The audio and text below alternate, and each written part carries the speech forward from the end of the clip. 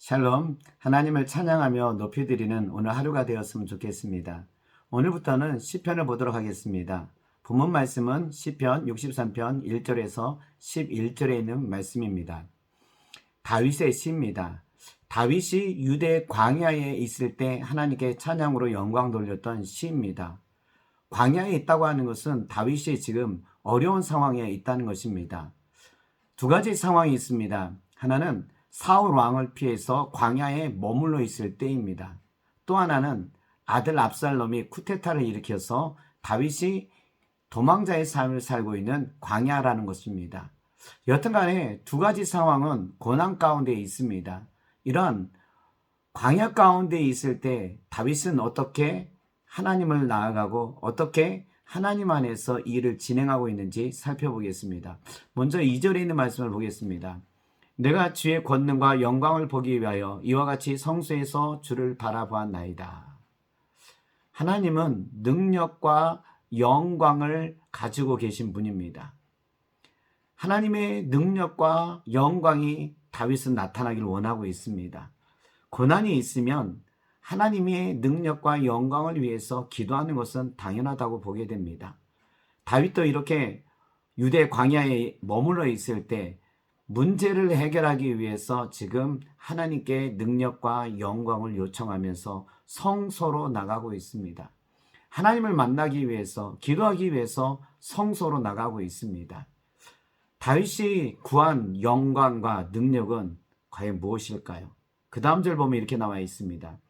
주의 인자하심이 생명보다 나음으로 내 입술이 주를 찬양할 것이라. 3절에요. 다윗은 주의 인자하심을 구하고 있습니다. 주님의 인자하심이 생명보다 크다. 다윗은 하나님이 인자한 분이라고 고백하고 있습니다. 인자는 사랑의 또 다른 표현인 것을 알게 됩니다. 2절에서는요, 다윗이 주의 권능과 영광을 보기 위해서 성소에 나간다고 했습니다. 적들을 물리쳐 주시고 적들을 완전히 매장하게 하시었고 이렇게 능력과 권능을 나타내려고 기도했을 거라고 생각했는데 3절에 예상 외로 다윗은 하나님께 하나님의 인자를 구하고 있습니다. 하나님의 인자는 생명보다 크다고 하면서 오히려 하나님을 찬양하면서 높여드리고 있는 모습이 나와 있습니다. 다윗의 위대한 점이 있다면 바로 이겁니다. 다윗은 오히려 유대 광야에 있을 때 고난 가운데 있을 때 무엇을 요청하고 있냐면요. 하나님의 사랑을 요청하고 있습니다. 하나님의 사랑이 임재되기 위해서 지금 다윗은 요청하고 있다는 것입니다. 왜 그랬을까 생각을 하게 됩니다. 지금 다윗은 유대 광야에서 사울에 의해서 피하고 있습니다. 또는 압살롬이 쿠데타를 일으켜서 도망자의 삶을 살고 있습니다. 이 문제가 해결되는 게 우선순위가 아니겠습니까? 근데 오히려 다윗은 하나님의 사랑이 자기에게 더 머물러 달라고 요청하고 있습니다. 문제 해결이라고 하는 것이요, 단시간이 될 수도 있습니다. 그러나 문제 해결이 오랜 시간을 요할 수 있다는 것입니다. 압살롬이 쿠데타를 일으켰을 때 다윗은 이 쿠데타를 해결하는 데 있어서는 짧은 시간이 필요했습니다. 그러나 사울 왕을 피해서 광야 생활을 할 때는요, 이때는요, 오랜 시간이 필요했다는 것입니다. 문제 해결하는 데 있어서 오랜 시간이 필요했다는 겁니다. 그러면 이 오랜 시간 동안에 문제 하나만 매달리고 있게 된다면 어떻게 될까요? 해결되지 않는 것들을요, 매일 마주쳐요. 1년, 2년, 3년. 다윗이 사울 왕을 피해서 광야 생활이 멈출 때는요, 적어도 10년이라는 세월이 지나갔다는 겁니다. 그동안에 있어서 다윗은 지칠 수 있었을 겁니다. 근데 다윗은 이렇게 문제 해결을 위해서 간구한 것은요, 하나님의 사랑입니다. 하나님의 인자하심이 지금 자에게 임해서 임하기를 기도하고 있습니다. 오히려 문제보다는요, 하나님과의 관계에서 나아가고 있습니다. 하나님과의 관계, 하나님이 인자하심이 사랑이 풍성하게 다윗에게 임하는 것입니다.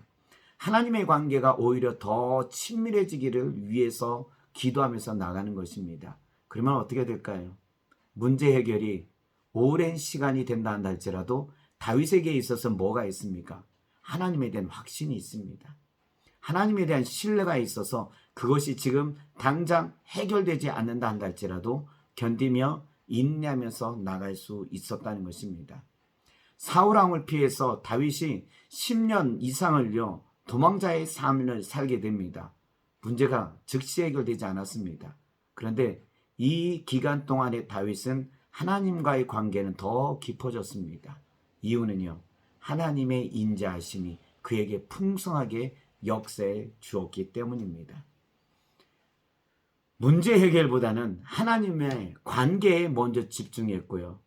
하나님의 사랑이 다윗에게 임하기를 원했다는 것입니다. 여러분, 오늘 우리에게 있어서도 다윗을 통해서 배워야 될 점이 있다면 이겁니다. 문제 해결보다도요, 하나님의 관계입니다. 하나님, 지금 나에게 사랑에 임하게 하옵소서. 하나님의 인자하심이 저에게 풍성하게 하여 주옵소서. 그렇게 하나님의 인자하심을 간구하게 되었을 때 다윗의 고백은요, 생명보다 낫다고 이야기할 수 있었고요. 그리고 하나님을 오히려 더 찬양할 수 있었다는 것입니다. 이처럼 여러분, 하나님의 인자하심이 풍성한 가운데 우리가 누리게 된다면 문제 해결하는 데 있어서도 좀 더 쉬울 거라는 생각이 듭니다. 문제는요, 지금 즉시 해결될 수 있지만은요, 시간이 필요하게 됩니다. 그때는 어떻게 하시겠냐 이겁니다. 사람들은 문제 해결이 되지 않으면 하나님이 어디 있습니까 하면서 물러나게 됩니다. 그렇지만 하나님의 사랑이 여전히 나와 함께하고 있다면 문제가 있다 한다 할지라도 여러분 우리는 걸어갈 수 있는 것입니다. 다윗은 그래서 시편 23편에 그렇게 고백하고 있잖아요. 내가 사망의 음침한 골짜기를 다닐자라도 두려워하지 않으면 여호와의 지팡이가 나와 함께 하심이라는 겁니다. 여러분, 하나님이 언제나 나와 함께 하신다면 사망의 음침한 골짜기를 갈지라도 두려워하지 않을 수 있는 것입니다. 하나님에 대한 신뢰, 확신, 무엇을 통해서 얻을 수 있을까요? 그분에 대한 사랑이라는 겁니다.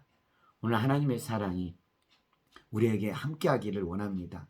하나님의 사랑을 간구하십시오. 하나님의 사랑이 오늘 우리를 풍성하기 위해서 기도하십시오. 그러면 어떤 고난이 있고 유대 광야에 처한다 한다 할지라도 우리는 하나님에 대한 것을 놓칠 수가 없는 겁니다. 하나님의 사랑이 오늘 우리를 풍성하게 넘치기를 주의 이름으로 원합니다.